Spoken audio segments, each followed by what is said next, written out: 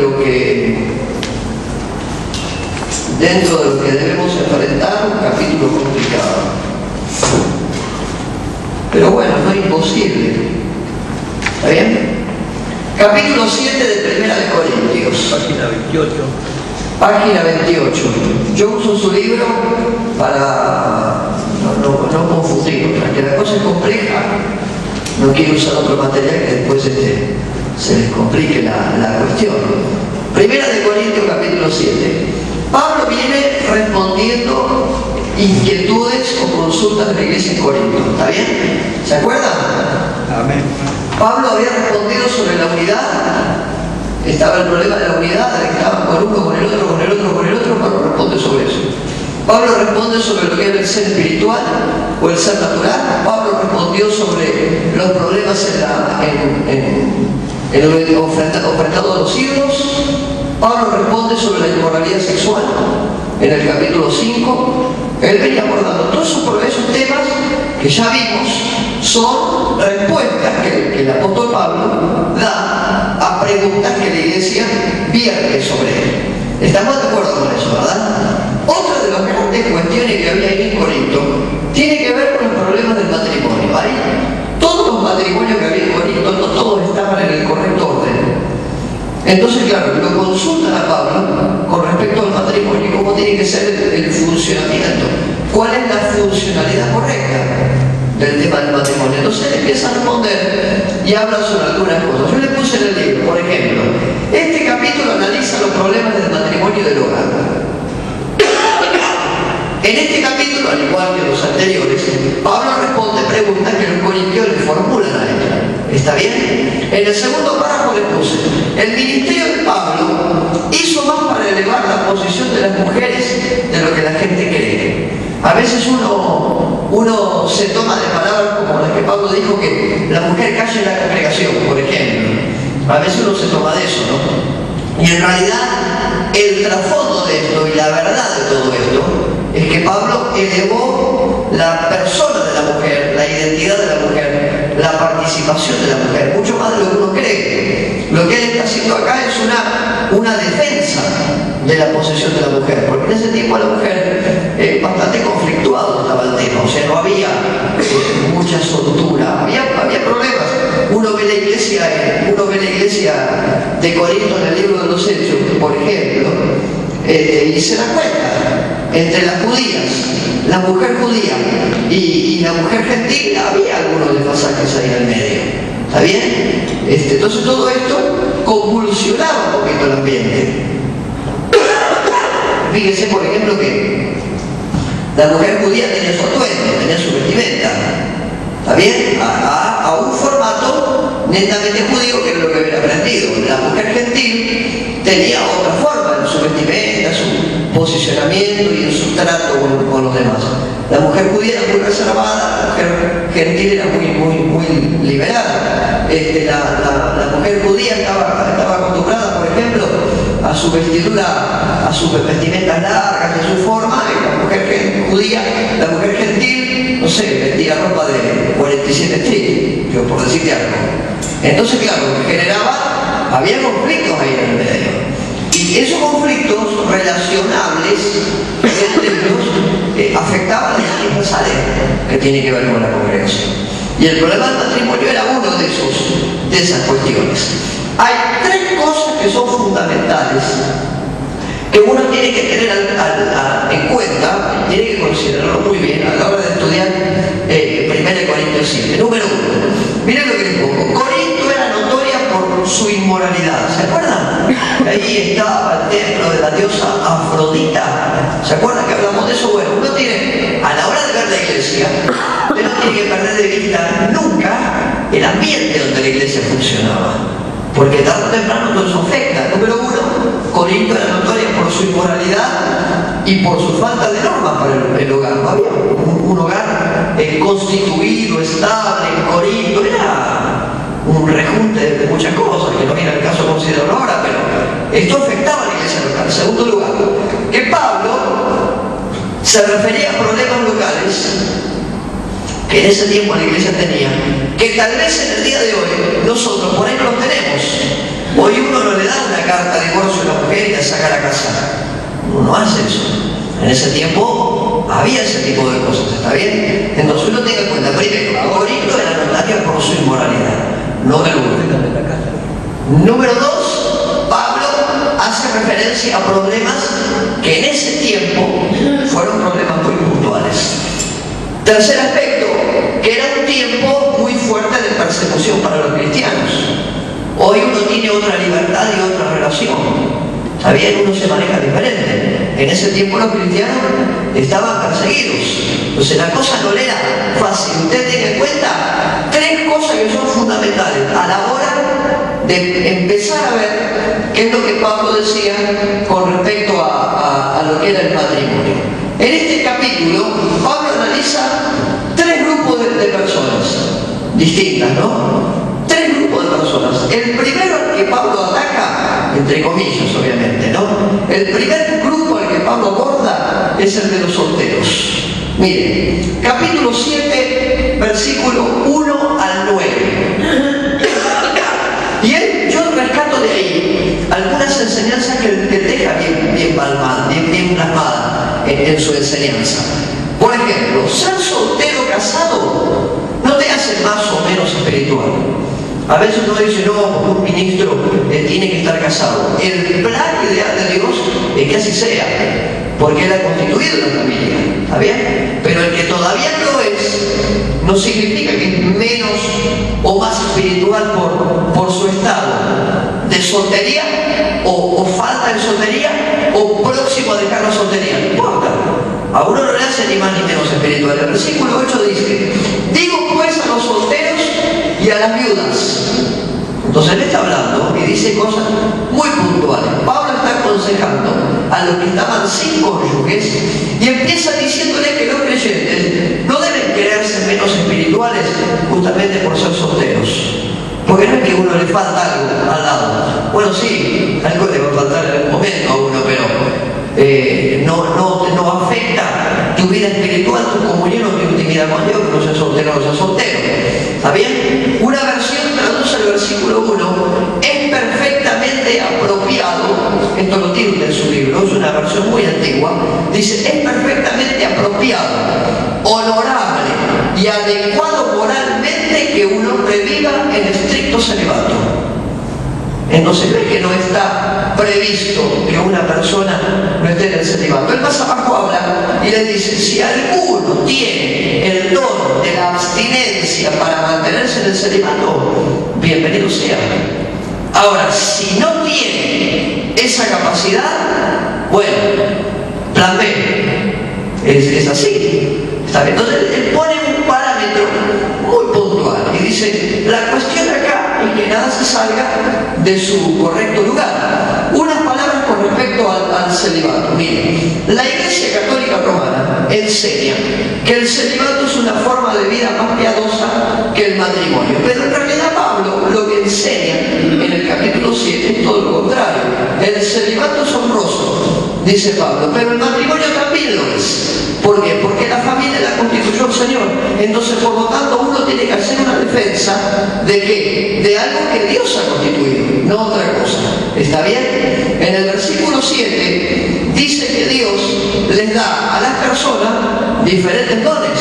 Y en cuanto a la relación matrimonial, también hay gente que dice, yo no puedo estar solo.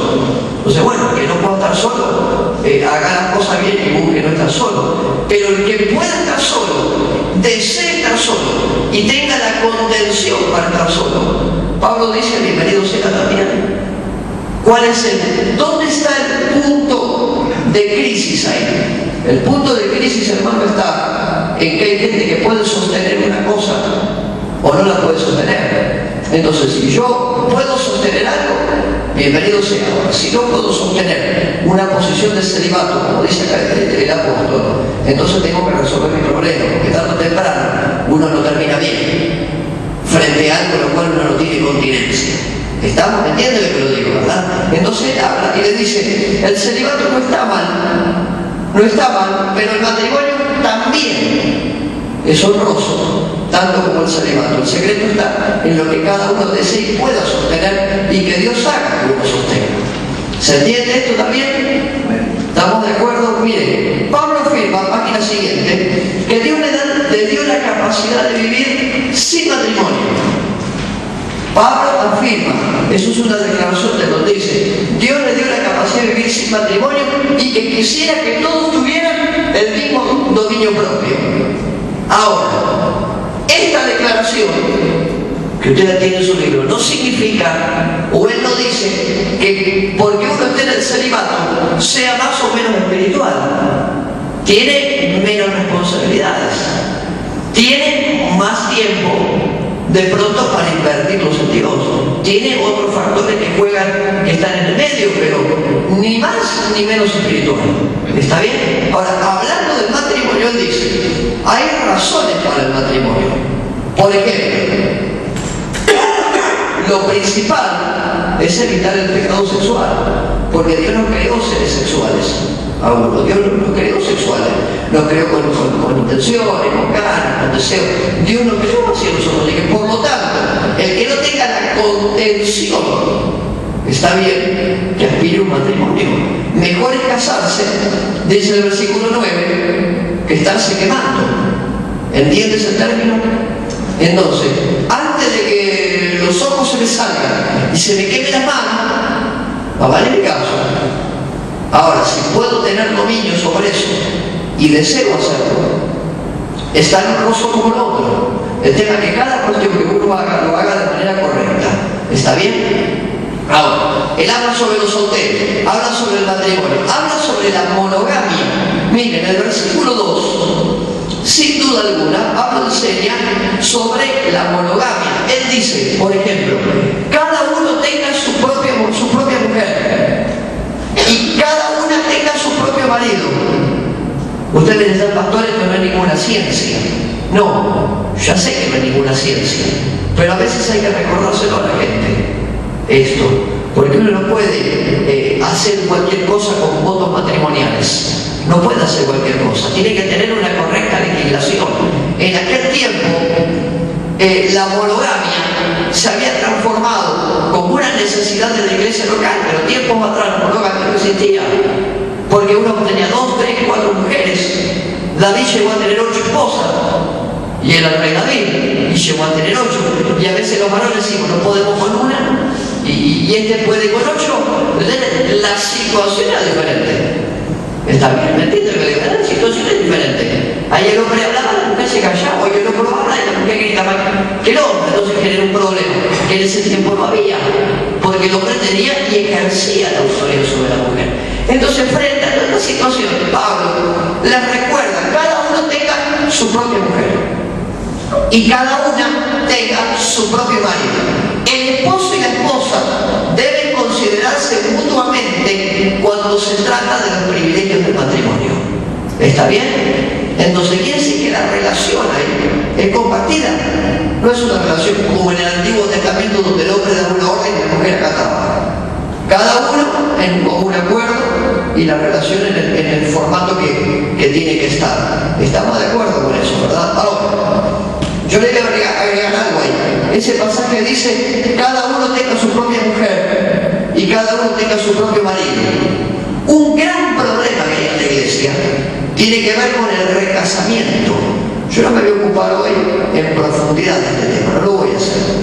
Pero ahí genera un gran problema el tema del recasamiento. Me atrevo a decir, y es una apreciación muy personal, que en aquel tiempo el problema no era el recasamiento. El problema era el motivo por el cual una pareja se divorciaba.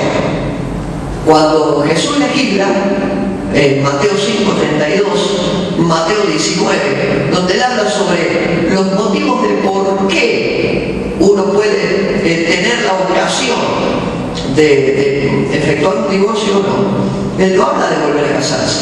Él habla de los motivos por los cuales una persona puede o no divorciarse.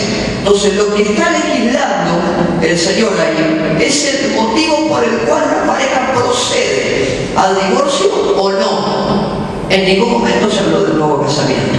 ¿Por qué? Porque en el pueblo judío se tiraba la práctica del recasamiento. No había problema con volver a casarse. El problema estaba en los motivos por el cual un yugo se rompía. Entonces lo que Pablo dice más adelante, dice que hay ocasiones donde el yugo se rompe, hay ocasiones donde el yugo no se rompe. ¿Está bien? Lo vamos a ver más adelante. ¿Me está entendiendo, verdad? Miren, yo le puse ahí, la falta de consideración de todos los principios puede darle a Satanás la oportunidad, o las oportunidades, depende del terreno que uno le dé, para tentar a alguno de los cónyuges, y el resultado puede ser trágico. Si uno le da lugar al diablo para que te tiente, perdés cuidado que te va a tentar. No es que va a decir, me permite, hermano o hermana, que voy a tentar. Y usted dice, bueno, a ver, vamos, hoy cómo estoy, nos falta para el domingo, entonces me puede tentar. Si usted le da la oportunidad, lo va a tentar seguro. Entonces Pablo utiliza una palabra, versículo 5, que es incontinencia. Esa palabra significa, tiene que ver con la falta de dominio que uno puede tener sobre una determinada área. Es la negativa deliberada del hecho matrimonial y no necesariamente una marca de espiritualidad. Eso gráveselo. Uno no es ni más espiritual ni menos espiritual porque refrene su cuerpo y porque se pone en orden. Lo único que está haciendo es un acto de obediencia y cumpliendo con algo que Dios le ha plasmado para que cumpla. No te hace ni menos ni más espiritual. ¿Me entiendes esto, verdad? Le puse en el libro, si un cristiano no puede controlarse a casarse, pero le voy a decir otra cosa, tampoco va a salir a lo loco uno a casarse con el primero o con la primera que se le cruza. ¿Está bien? Usted me dice, ay, pastor, pero son cosas obvias. Seguramente que para algunos son cosas obvias, pero sabe que para otros no. Yo me crié en una iglesia donde, gracias a Dios, me escabullí de allí con tiempo, ¿no? Pero el pastor los 4 meses lo casaba. Y nosotros decíamos, no los cases. Adolescentes, 15, 16 años, 17 años, pum, al altar y casados. Y su argumento era este, no quiero que pequen, acá pecado no va a haber. Y en su argumento uno decía, está bien. El planteo no está del todo mal. Pero ¿qué pasa? Con el correr del tiempo, matrimonios divorciados, peleados, mujeres golpeadas, hombres con otras mujeres, desastres terminaban esos matrimonios, porque no tuvieron el tiempo de consolidación necesario para conocerse. No es materia para hoy, pero te hago un comentario. Entonces, cuando Pablo habla lo que habla es muy apropiado. Uno no es más espiritual ni menos espiritual porque cumpla con ciertos principios solamente. ¿Está bien? Y Pablo aborda estas cosas y lo aborda con toda claridad. Miren, primer punto a los solteros le habló. Segundo punto, versículos 10 al 24. Está hablándole a los cristianos casados con cónyuges que son inconversos. Mire, ahí uno empieza a meterse en un escenario complejo también. Él dice, por ejemplo, que los cristianos corresponde, escuchen, conviene, es aconsejable, se sugiere que se casen con otros cristianos. ¿Por qué? Por una cuestión netamente que tiene que ver con los valores. Pablo dice, los cristianos han de casarse con otros cristianos. Versículo 39. Si te casas, cásate en el Señor. Amén.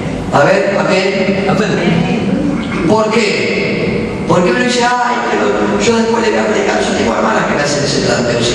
Dice, ay, pero yo le voy a predicar y después va a venir al Señor y todo va a estar bien.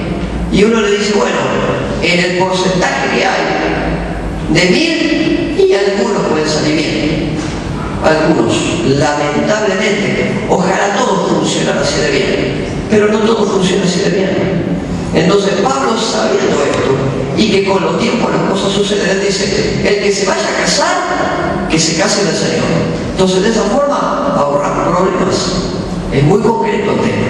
¿Me están siguiendo esto, verdad? Algunos de los corintios fueron salvos después de casados. Entonces uno dice, ¿y qué pasa después? Las cuestiones son diferentes. Cada cuestión uno tiene que evaluarla desde la particularidad de la ocasión. ¿Está bien? Recuerden siempre eso. Antes de emitir un juicio, a favor o en contra, antes de emitir una palabra, cada cuestión tiene que ser evaluada en particular. Ahí Pablo responde y le dice, por ejemplo, ¿qué deben hacer? Algunos de los corintios fueron salvos después de casados. ¿Cómo está la cosa? ¿Cómo pasa con la cosa ahí? ¿Qué deberían hacer? ¿Deben dejar a su cónyuge inconverso? Que todavía hay iglesias que enseñan esto y lo enseñan incorrectamente. Mire la pregunta, ¿deberían dejar a sus cónyuges inconversos? Y Pablo responde todo esto. Otra pregunta, ¿deberían negarse al derecho matrimonial? Porque uno es inconverso por ahí y otro no. ¿Qué sucede si el cónyuge inconverso quiere terminar con el matrimonio? Que a veces hay casos así. Uno dice, pero pastor, ¿abunda de eso? No sé si abunda, pero hay casos. ¿Qué pasa si el cónyuge inconverso quiere terminar con el matrimonio? Mire, la respuesta es clara. Su consejo es muy claro. Pablo le dice, quédese como está. ¿Está bien? Uno se puede mirar y dice, ¿qué hago? Escuche, quédese como está. ¿Está bien? Cuando uno tenga una situación así que aconsejar, pero no soy cristiano y ahora soy cristiano, o uno de ellos es cristiano y el otro no, ¿qué dice Pablo? Quédese como está. Use toda oportunidad para ganar al cónyuge perdido. Use toda oportunidad. ¿Está bien? Agote recursos. Tiempo, esfuerzo, voluntad, ganas, oración. Invierta. Dios quiere que usted gane a su cónyuge. Eso le dice el Señor. ¿Está bien? Otra vez boca de Pablo. Entonces uno va a llegar a un punto donde dice, lo que pasa cuando usted no sabe lo que yo veo en mi casa. Bueno, es muy probable que en alguna situación pueda pasar. Pero lo elemental de Dios, el objetivo final de Dios, es poder alcanzar a esa persona. Miren, ahora, si el cónyuge no salva, ¿está bien? No está dispuesto a vivir con usted, quédese en su casa. Usted tiene dos puntos ahí para aconsejar que esté en esa situación, obviamente, ¿no? Dos cosas. Número uno, santifíquelo. Porque dice la palabra que usted, el cónyuge, es santificado. ¿Está bien? Alcáncelo. Sea de testimonio. Ahora me dice, ay, pastor, yo no cuando más le hago la guerra. No le haga la guerra. Porque jamás un cónyuge va a ser salvo si usted le hace la guerra. Y esto transmítaselo a quien corresponda, ¿eh? ¿Está bien? Eso dice Pablo. Quédese como está, y si el cónyuge corresponde vivir con usted, aunque él no profese su fe, perfecto. Número uno, sea de testimonio. No le haga la contra. Pobre hombre o pobre mujer. No le haga la contra. Número dos, reclame la promesa. ¿Qué promesa hizo el Señor? El Señor hizo una promesa. Y la promesa dice, tú y tu casa serán, ¿qué más dice? A ver, salvos. Ok. Reclame el cumplimiento de la promesa. Tengo una viejita que allá, una hermana preciosa, 80 y pico de años. Sigue orando por el viejo está ahí, durísimo el viejo, y sigue orando. Y ella me dice, pastor, no más, ya está. Sigue orando, bendiga a ese hombre, bendígalo. Me dice, pero no tengo más ganas ya, no importa, bendígalo, porque en usted, él será santificado. Y lo dice la palabra, reclame la promesa. ¿Qué dice usted el día que el viejo se le vaya? Le digo a la hermana, el día que el viejo se le vaya, ese día acepta al Señor. Mire si vale la pena. Toda una vida, pastor y Martín, no importa. Pero Dios te ha ganado con fuerza. Así que bendígalo. El cristiano puede ganar al cónyuge inconverso. Dígame a mí con respecto a eso. ¿Estamos de acuerdo? ¿Quiere hacer alguna pregunta o no? Si quiere preguntar, pregunte. ¿Qué tiene que hacer uno de los cónyuges inconversos? El converso, que lo santifique, que lo bendiga, que lo ayude, que sea de testimonio, que sea de luz, que le reclame al Señor el cumplimiento y que lo gane. Hay muchos casos. ¿Está bien? Ahora. Entiendo muy bien eso que dice que los hijos son santificados también. Nosotros, mire, cuando los padres son... El Señor hizo una promesa. El Señor dejó una promesa. Tú y tu casa serán salvos. ¿Está bien? Mientras el alcance de la promesa esté efectivo, mientras el alcance de la promesa esté apuntando a la familia, cada palabra que usted suelta, cada oración que usted suelta, cada escenario de Dios que usted planta delante de ellos, hace que los hijos sean santificados. aunque el entorno que haya no importa, porque a través suyo la palabra alcanzará, la bendición les alcanzará, el tiempo de Dios les alcanzará. Pierda cuidado que en la primera crisis, ¿a quién recurren? A uno que sabe que tiene una palabra efectiva para ellos. Entonces, mientras haya tiempo de Dios para alcanzar a alguno, en nosotros serán santificados. Mientras tanto, ahora el día que determine lo contrario, la promesa va a seguir activa y uno tiene que orar y reclamarla en su cumplimiento. Te lo digo por experiencia. Entonces Pablo dice, si un cónyuge que no es cristiano coincide con el cónyuge cristiano en convivir, el que es cristiano no puede negarse, porque en él estará la bendición para este otro y por lo tanto para su entorno. ¿Se entiende, hermano? En uno está la bendición emanada para el otro. Entonces ya, pero usted no sabe venir convivir con fulano tal. No importa, porque los tiempos no son nuestros, los tiempos son de Dios. Entonces, mientras los tiempos sean de Dios, vamos bien. ¿Está bien? ¿Se entiende? Perfecto. El tercer tema que Pablo toca ahí tiene que ver con padres de hijas pronto a casarse, que están ahí al punto. Versículos 25 al 40. Escuchen, no tengo mandamiento del Señor, dice Pablo. Simplemente significa que Cristo nos dio una enseñanza al respecto, como la dio sobre el divorcio. Recuerde usted siempre esto. ¿Sobre qué tema legisló el Señor? Sobre los motivos del divorcio, no sobre las otras esferas. Hay otras áreas que tienen que ver con el matrimonio y con la familia, que el Señor no le hizo falta tocarlo, porque estaba funcionando bien. ¿Qué área tocó el Señor? La era del divorcio. Toca él. Entonces uno dice, no tengo mandamiento del Señor. Porque se ve que ahí en Corinto los padres, con las hijas que estaban prontas a casarse, había algún tipo de conflicto ahí. Seguramente por el cónyuge de las señoritas, pero ahí había algunas cuestiones. Entonces Pablo dice, yo no puedo determinar algo porque no tengo mandamiento del Señor sobre esto.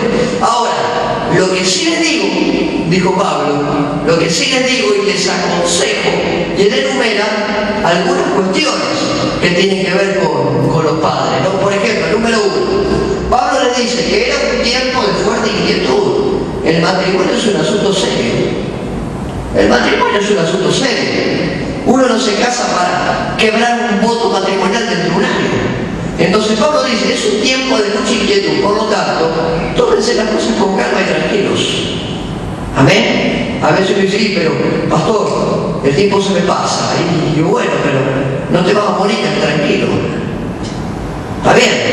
El tiempo de inquietud, ¿cuál es la mejor respuesta? Calma. En segundo lugar, Pablo le dice, el matrimonio trae responsabilidades. Y a veces no quiere casarse, pero no mide acá adentro la dimensión de las responsabilidades. Porque no está mirando el matrimonio con el ojo de la responsabilidad, está mirando el matrimonio con otro ojo. ¿Está bien? No con el de la responsabilidad. ¿Me entiendo? Somos todos adultos, ¿me entiendes lo que le digo, no? Amén. Perfecto. Entonces dice, claro, el que no tenga continencia, que se case, listo, matrimonio todo ahí grupal, decía. No, señor, el matrimonio, dice Pablo, es cosa seria. Una de las razones por la cual Pablo no se volvió a casar era para dedicarse por completo al servicio del Señor.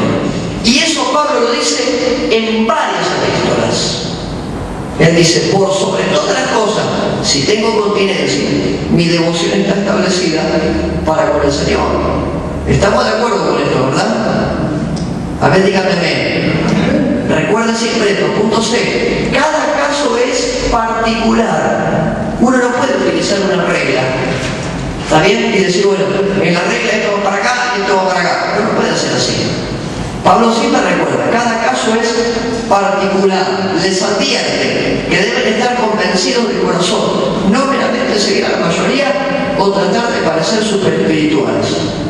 Acá que uno se case no hay garantía de calidad. ¿Está bien? Y permítame que le arroje el pensamiento. Que uno se case no es garantía de calidad. La garantía de calidad viene por otro lado. Servicio, obediencia, devoción a Dios, santidad, compromiso. Viene por otro lado. No, porque uno se casa, dice, es espiritual entonces. Y Pablo aborda esto. Punto D. Pablo dice, no se apresure, porque el matrimonio no es para 5 años y después cambia por un modelo nuevo. No. Dice, el matrimonio es para toda la vida, porque Dios lo ha prefijado así. Por lo tanto, él elabora en todos los problemas que había en Corinto una defensa específica del Evangelio.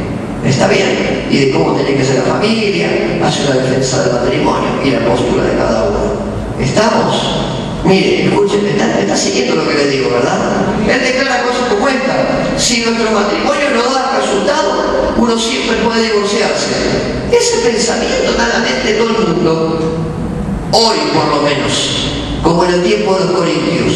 Entonces Pablo dice, no muchachos, no es así. El matrimonio fue prefijado para toda la vida, por lo tanto uno tiene que evaluar bien las cosas antes de hacerlo. Cuando usted se casa, asegúrese de que su casamiento sea en el Señor. Y uno dice amén a eso. ¿Sabe por qué? Porque se va a ahorrar una pila de problemas. ¿Está bien? De verdad se lo digo. Se va a ahorrar un montón de problemas. Entonces, evítese los inconvenientes que puedan surgir. ¿Estamos de acuerdo con esto? Me va entendiendo, capítulo 7 de 1 Corintios, lo que Pablo está haciendo es ordenar problemas en relaciones al matrimonio. A los solteros le dice, muchachos tienen plan A y plan B. Yo te lo voy a resumir rápido.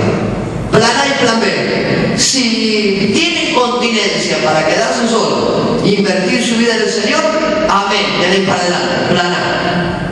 No tienen continencia, ok, plan B, cásese, pero que el casamiento sea en el Señor y evítese problemas.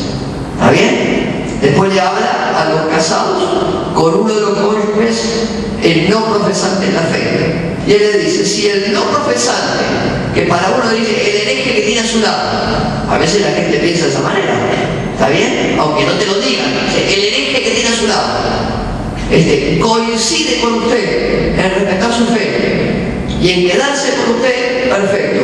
Su posición va a ser la de estar con el cónyuge, sea varón o mujer, ¿no? Estar con el cónyuge, bendecirlo por sobre todas las cosas, ser de testimonio, orar por él y ganarlo.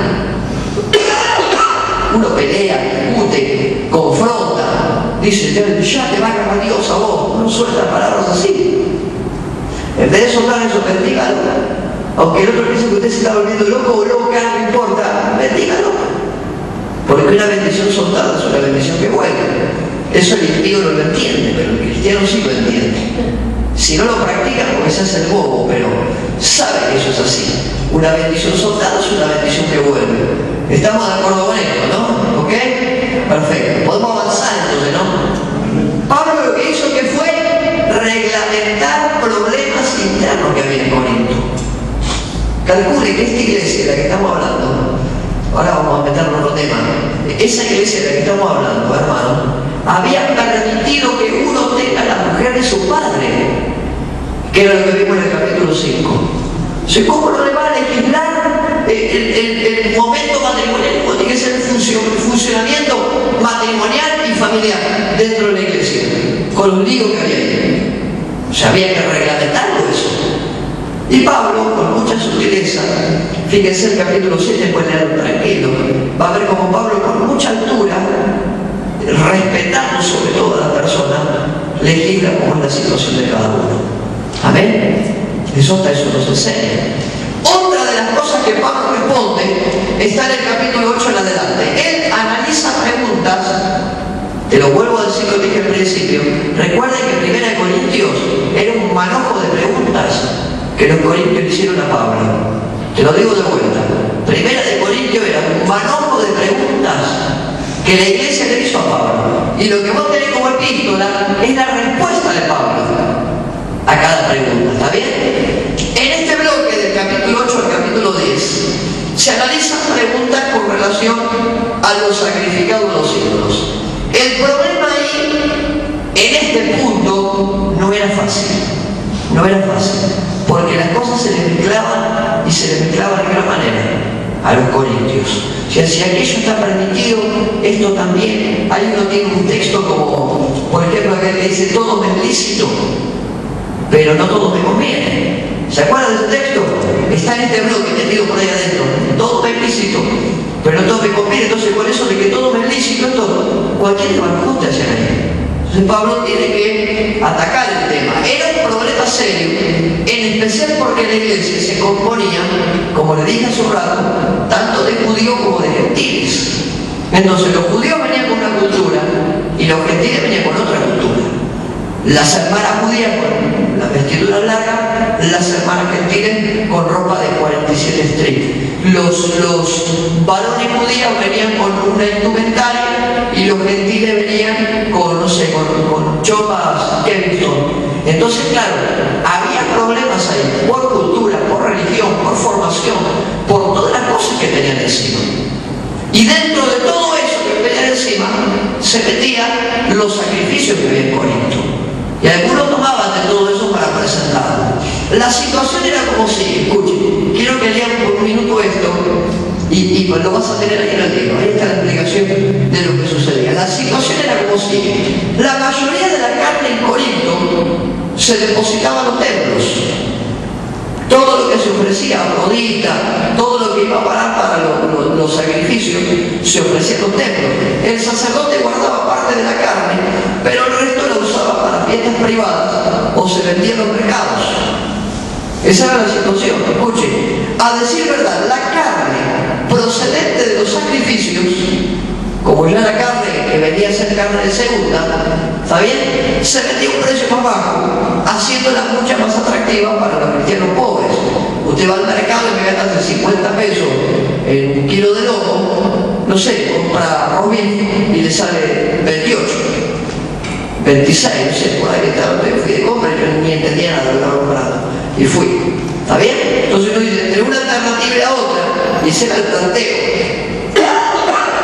Si un amigo vecino invitaba a un cristiano a una fiesta, que era el problema que había en Corinto, si un cristiano invitaba a un amigo a una fiesta, era muy probable que la carne que se iba a consumir era carne que previamente había sido ofrecida a los ídolos.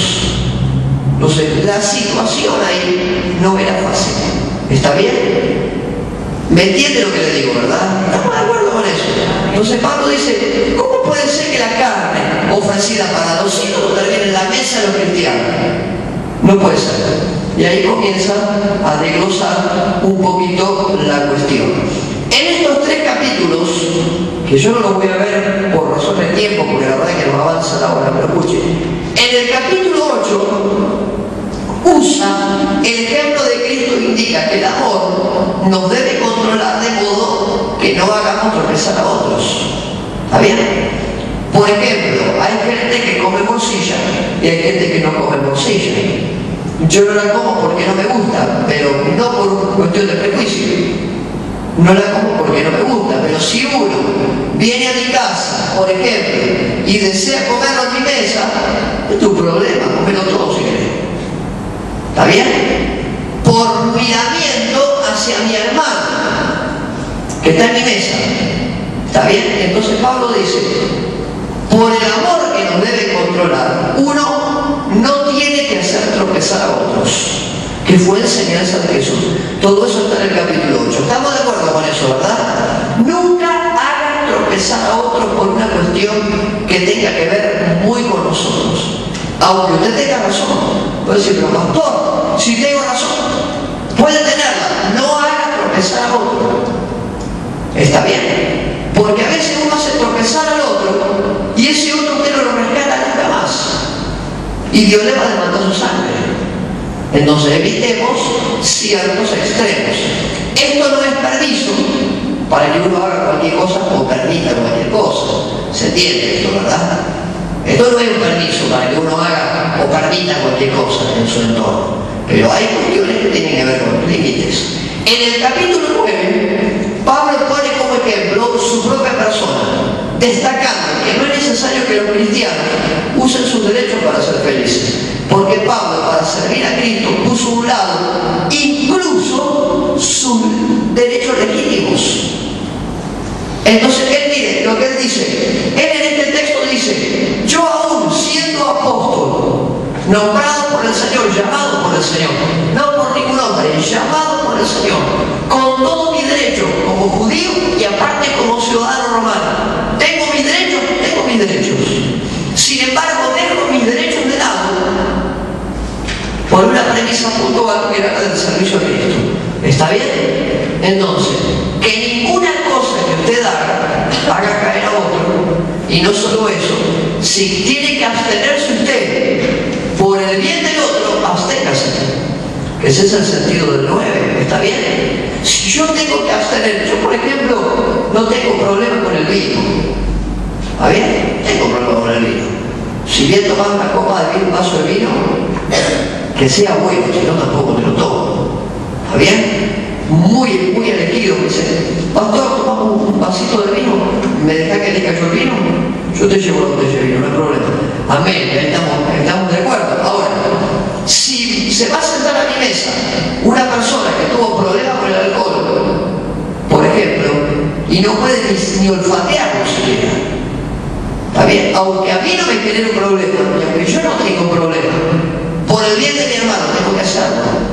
Entonces Pablo dice, yo con todos mis derechos me sujeto por el bien de los otros y no por el bien mío.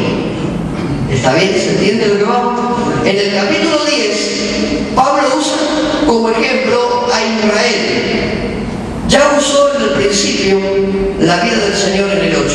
En el 9, su propia vida y su propio ministerio. En el 10, él habla sobre Israel, que van en el capítulo 10 posteriormente, y habla sobre el pueblo de Israel, para advertir que los pecados de presunción que tuvieron los israelitas nos pueden atacar a nosotros también. Por eso vos vas a leer, no recuerdo el versículo ahora, pero en este capítulo vos vas a leer un texto como por ejemplo, el que piensa estar firme, ¿lo leíste alguna vez? Mire que no caiga. ¿Dónde está el pecado ahí? En la presunción. A veces uno presume.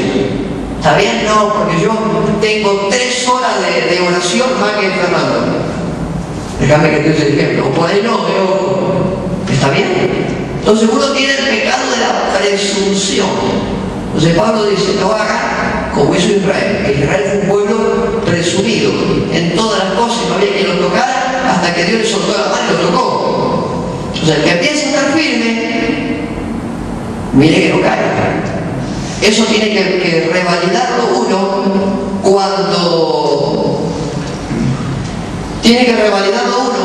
a la hora de abrir la boca y condenar a alguno, no condene. ¿Está bien? Te lo digo de vuelta, no condene. Y avise al resto, no condene. ¿Por qué? Porque a veces una palabra soltada fuera de lugar es un boomerang. Que usted larga, ¿vieron lo que es el boomerang? Te lo tira, pega la vuelta y vuelve a su mano de vuelta. Entonces uno no tiene que hacerlo.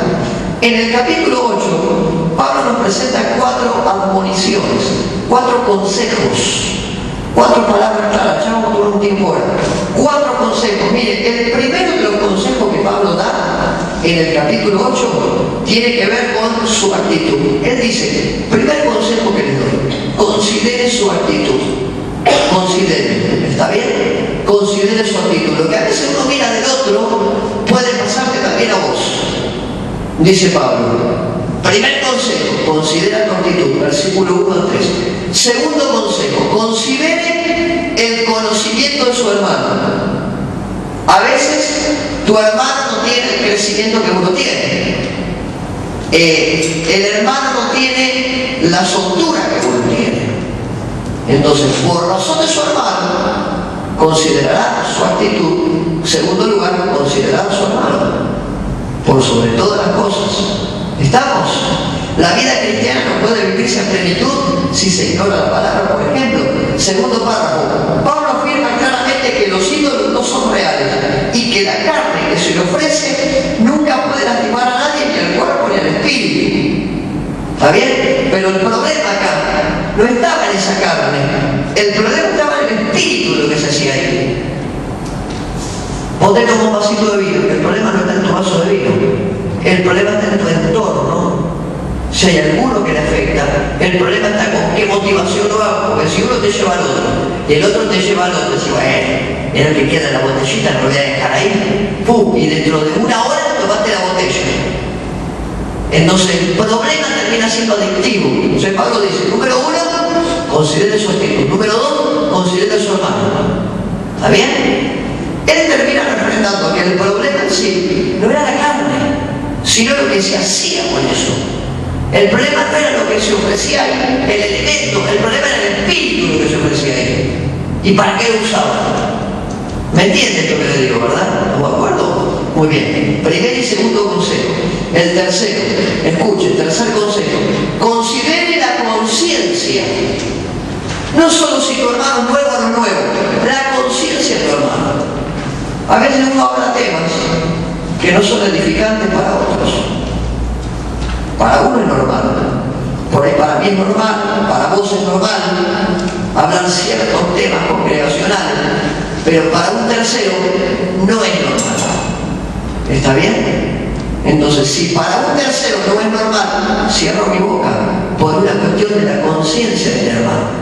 ¿Qué dijo el Señor Jesús? A ver si te acordás, tienes textos suficientes para ver el libro.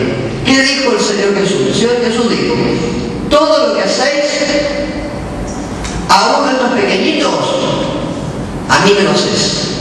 ¿Se acuerdan de ese texto? Te lo digo de vuelta. Todo lo que le hace a uno de mis pequeñitos, ¿a qué se refiere? ¿A un chiquito de 5 años? No.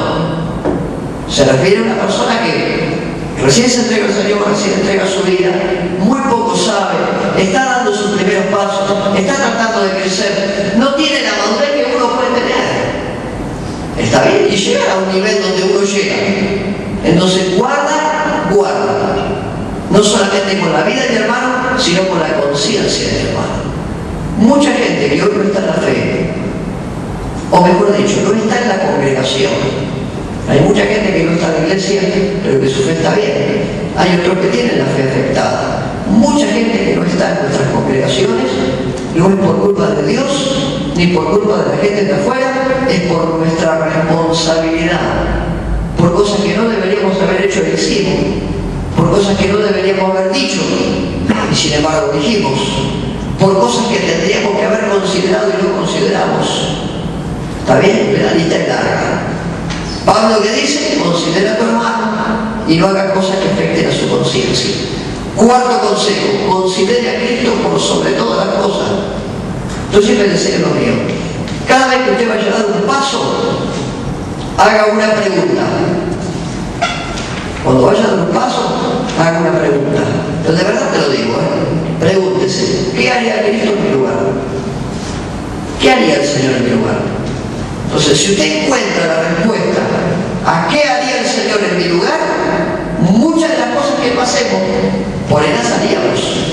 Y muchas cosas que sí hacemos, por ahí no las haríamos tampoco. ¿Está bien? A ver, mire para la pared, mire hermano, y dígale, esto es para vos, no es para mí. Porque a veces no cree que las palabras son para nosotros, no para uno. Entonces usted pregúntese siempre, de verdad, si hay un pensamiento medular en 1 Corintios 8, es ese. Cada vez que vayas a hacer algo, piensa, ¿qué haría el Señor en mi lugar? Capítulo 9. En el capítulo 9, te dije hace un rato, Pablo habla sobre su propia persona y sobre su ministerio. Él dice, Jesús, perfecto ejemplo. Ahora dice, me pongo yo como ejemplo. No usa ninguno como ejemplo. Se pone como ejemplo y él habla, por ejemplo, en primer lugar, afirma sus privilegios. Uno como ministro, obrero, siervo, sierva, en el servicio, tiene sus privilegios. Pero un gran error es usar mis privilegios para un usufructo propio y no para la edificación del hermano. Entonces dice, número uno, afirmo mis privilegios. Mientras estuvo en Corinto, Pablo trabajó con sus manos y tuvo su trabajo. ¿Está bien? Él tuvo su trabajo. Yo en nuestra iglesia local y en las iglesias de nuestro ministerio no toco ni ofrenda ni diezmos. Se lo diga yo a la pastora porque uno tiene su trabajo. Los institutos, los seminarios, la publicación, los trabajos en la gráfica, tienen su trabajo. No toco ni diezmos ni ofrenda Ojo, respeto al que lo hace, pues son mis ejemplos. Pablo dice, yo trabajo con mis manos y no soy agraviante para nadie. Voluntariamente dejó a un lado el privilegio del matrimonio. Pablo podría haber reclamado ese privilegio de sostenimiento financiero, sin embargo no lo hizo.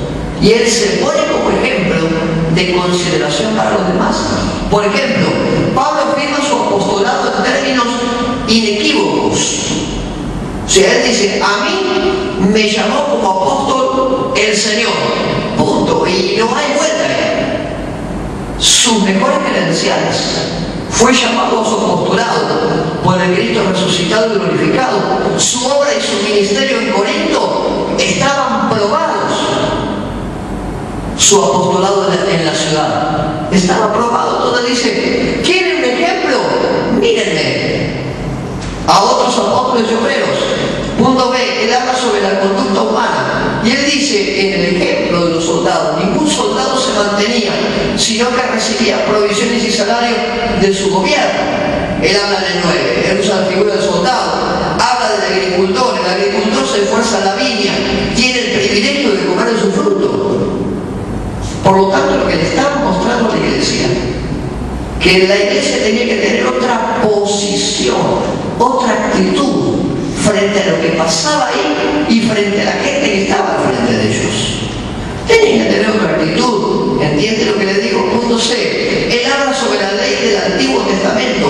Pablo hace referencia a ese pasaje de Deuteronomio 25:4. La práctica del Antiguo Testamento era hacer que los bueyes caminaran sobre las espigas y de esa manera separaban el grano por un lado y el tamo por el otro. ¿Qué significa eso? Lo rentable a la bolsa, lo que no es rentable al suelo, lo rentable a la bolsa, lo que no es rentable al suelo, y así sucesivamente. Entonces, ¿qué es lo que yo tengo que rescatar en la iglesia local? Cada cosa que sea rentable para ti y para tu hermano, establécelo. Y el que no, acostado. Lo que no te sirva, afuera. ¿Está bien? Ninguna crítica, ningún chusmerío, ningún enemigo de la autoridad como hubo el sábado, por lo menos que estuvo, ningún enemigo de nada atenta contra nosotros. Él habla, dice, la ley del Antiguo Testamento, era así. Ahora, nosotros decimos en este tiempo, el que haga y el que siga trabaja en esperanza, aguardando participar de la cosecha. ¿Qué hacían los corintios? Bueno, algunos con Apolo, otros con Cefa, otros con Pablo, el más espiritual, está con el Señor. ¿Estamos? Seguimos, miren. Él usa como ejemplo a los sacerdotes del Antiguo Testamento. Después tome su libro, tome su Biblia y vea cada versículo. Los ejemplos, son todos ejemplos que pone Pablo ahí, diciendo, muchachos, las cosas tienen que funcionar de la forma que tienen que funcionar, no como les parece. Miren, él habla de los sacerdotes. La ley permitía a los sacerdotes participar con generosidad en los sacrificios del altar. Y ahí tiene una buena y fuerte enseñanza. El sacerdote tomaba la piel de las ofrendas quemadas, toda la carne menos la grosura. ¿Saben lo que es la grosura, verdad? Toda la grasa, todo eso que ya no nos sirve en el sacrificio.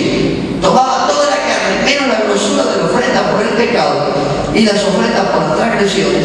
La mayoría de las ofrendas de harina, el pecho y la espadilla derecha de la ofrenda de paz, más varias de las ofrendas de fruta, diezmos y ofrendas especiales.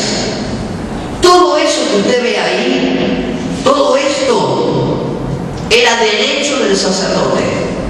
Usted me dice, pastor, ¿puedo en algún lado chequear todo esto? Perfectamente, busque el libro de Levítico. Y el Levítico tiene cada una de las ofrendas, cada uno de los servicios en el libro de Levítico. Si no permite ustedes el Levítico. Levítico tiene dos áreas tremendas. Los requisitos para el sacerdocio, que nos vendrían para parte ver. Los requisitos para el sacerdocio y el sistema de ofrendas y las fiestas. Cada fiesta, en su determinado momento, ofrendas, había 7 tipos de ofrendas. Ofrendas de paz, ofrendas de perdón, la ofrenda del séptimo mes, la ofrenda del séptimo año, la ofrenda del jubileo, la ofrenda resida, cada cosita en su lugar. Entonces Pablo dice, hasta así como el que ara recibe, el sacerdote tenía sus derechos. Yo tengo mi derecho, digo al principio, el sacerdote tenía sus derechos. Al final yo le puse, si servían con fidelidad, la gente daba generosamente. Si servían con fidelidad, la gente daba generosamente. Ahora, el mandamiento de Cristo, Pablo pone ahí y dice, en tanto que yo no uso estos privilegios, él dice, el obrero digno su salario. Muy bien, es correcto que los cristianos mantengan a quienes les sirven, porque es lo que corresponde. Pablo, después de decir todo esto, digo, ¿les queda claro, muchachos? Corinto. ¿Les queda claro? Y los hermanos Corinto dijeron, amén, nos queda claro, perfecto. Entonces ahí decido, sacrifico mis privilegios. No lo hizo antes, sacrifico mis privilegios. Aunque él tenía privilegios, Pablo no los usaba y explica las razones. Razón A, quería presentar el Evangelio gratuitamente, quería llegar a la gente y predicar a la gente y que la iglesia creciera. Punto B, quería trabajar en forma independiente. Entonces de esa manera, yo estoy hablando bien en español porteño, no le complicaba la vida a nadie. Trabajaba por su cuenta. Punto C, quería ganar a tantos como le fuera posible. Y él responde con todo esto, está en el capítulo 9, ustedes pueden ver. Él responde con todo esto, dice, tengo mi argumento, tengo mis derechos, tengo mis privilegios como apóstol, pero la cuestión es esta.